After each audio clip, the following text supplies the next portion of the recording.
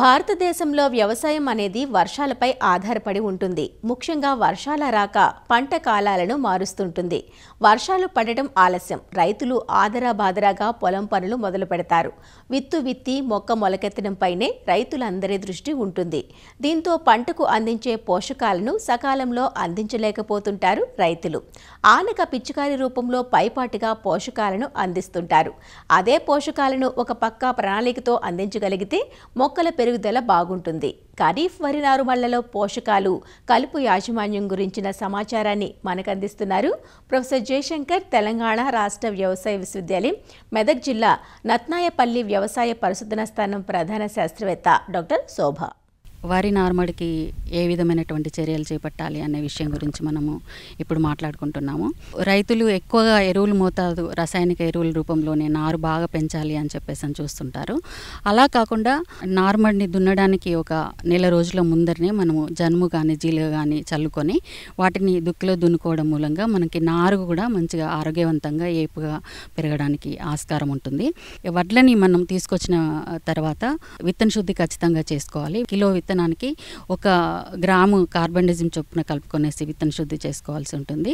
విత్తనాలు మండకట్టి మొలకెత్తిన తర్వాత మనం నార్మల్లో చల్లుకోవడం జరుగుతుంది. కాబట్టి ఇలా చల్లుకునేటప్పుడు మనం దుక్కిలో ఒక 2 గుంటల నార్మడికి 2 కిలోల నత్రజని, అంటే దీంట్లో 1 కిలో నత్రజని దుక్కిలో వేసుకోవాలి. 1 కిలో నత్రజని 8 నుంచి 10 రోజుల లోపు వేసుకోవాల్సి ఉంటుంది. అదేవిధంగా దుక్కిలో మళ్ళీ 1 కిలో భాస్వరం ఇచ్చేటటువంటి ఎరువు, 1 కిలో పొటాష్ ఇచ్చేటటువంటి ఎరువుల్ని మనము దుక్కిలో వేసుకోవాల్సి ఉంటుంది. నారు పెరుగుదల దశలో కనుక మనము ఏమైనా లోపాలు కనుక గమనించినట్లయితే, ముఖ్యంగా జింక్ లోప లక్షణాలను మనం చూస్తూ ఉంటాము. ఆకులు ఎర్రబడ్డం ఇలాంటి కనుక గమనించినట్లయితే 2 గ్రాములు జింక్ సల్ఫేటు 1 లీటర్ నీటికి చొప్పున కలుపుకొని పిచికారీ చేసుకోవాల్సి ఉంటుంది. అదేవిధంగా ఐరన్ లోప లక్షణాలు కూడా చూస్తూ ఉంటాము. అంటే ఆకులు తెల్లబడ్డం లాంటివి కనుక గమనించినట్లయితే దీనికి 5 గ్రాముల అన్నబేది 1 గ్రాము నిమ్మ ఉప్పు 1 లీటర్ నీటికి చొప్పున కలుపుకొని పిచికారీ చేసుకోవాల్సి ఉంటుంది.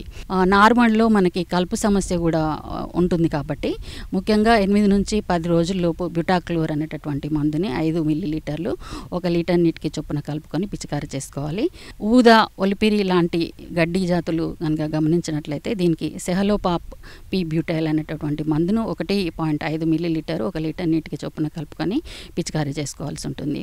షిగపురుగు సమస్య ఎక్కువగా గమనిస్తున్నాం కాబట్టి మనము నారు పీకేటటువంటి ఒక వారం రోజుల ముందర దీనికి కార్బోఫ్యూరాన్ 3G అనేటటువంటి మందుని ఒక 2 గుంటల నార్మడికి 800 గ్రాముల చొప్పున కనుక గుళికలు వేసుకున్నట్లయితే షిగపురుగు కూడా నివారించుకోవచ్చు. షిగపురుగు అనేది ఈ రెక్కల పురుగు ఆకు చివర్లలో గుడ్లు పెడుతుంది. కాబట్టి నారు పీకేటప్పుడు కూడా ఆకు చివర్లని మనం కత్తిరించడం ద్వారా కూడా షిగపురుగు ఉధృతిని తగ్గించుకోవడానికి అవకాశం ఉంటుంది.